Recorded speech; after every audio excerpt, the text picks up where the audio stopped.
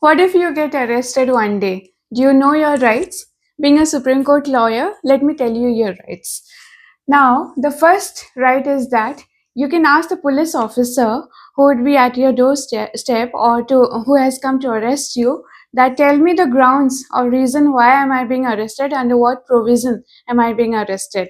The second would be to remain silent. Do not speak anything, do not say anything, do not confess to anything, and just consult a lawyer before that.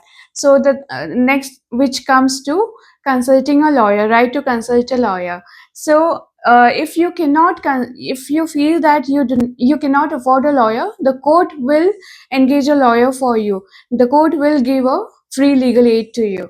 So then the fourth right would be to just know that even if you are arrested and you are kept in the police custody, you cannot be detained more than 24 hours.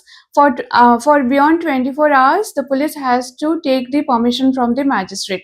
Otherwise, you will be illegally detained and you will have the right to be released immediately. The fifth right is protection against illegal detention. What it means is the police officer cannot arrest you arbitrarily. There is a particular or specific Supreme Court guidelines which has been formulated in the well-settled case or renowned case or landmark case, I would say, by the Supreme Court of India in the case of D.K. Basu versus State of West Bengal, where in one of the guidelines, Supreme Court has specified this point, saying that police has to follow a proper procedure for arrest of an arrestee, which means the police has to be in a proper uniform, show his ID, his tag, and the police officer has to prepare an arrest memo and show it to the arrestee, and which has to be attested by a family member or a person respectable in the society.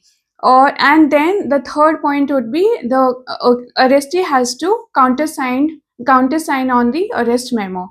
So that's the fifth point which the arrestee has.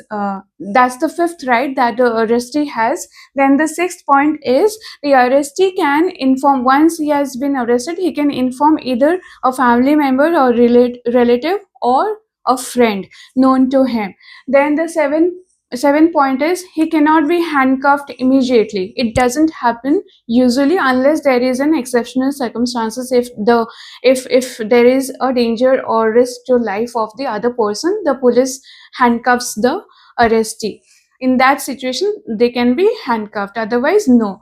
Then the eighth point is the arrestee has the right to be medically examined, which ensures that you are not arbitrarily or illegally tortured in the police custody, which will ensure that police will not harm you, not beat you, not abuse you physically in the custody. Then the ninth point is for the women specifically, I think we all know that women cannot be arrested after sunset and before the sunrise, and even if they are being arrested in an exceptional circumstances, it has to be by the permission of the magistrate. And the second point for arrest of of a woman is the women police officer has to arrest the women arrestee, not the male person.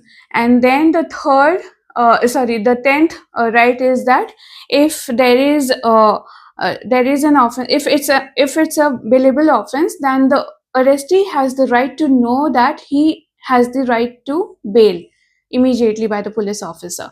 So those are some of the rights that I wanted to tell you when if there is a situation that you get arrested. So these are all the rights which are guaranteed under the Constitution of India itself, which an arrestee can exercise during his arrest. For more legal awareness videos, keep following my channel because I keep posting such similar videos, and please don't forget to share. Thanks a lot. Bye.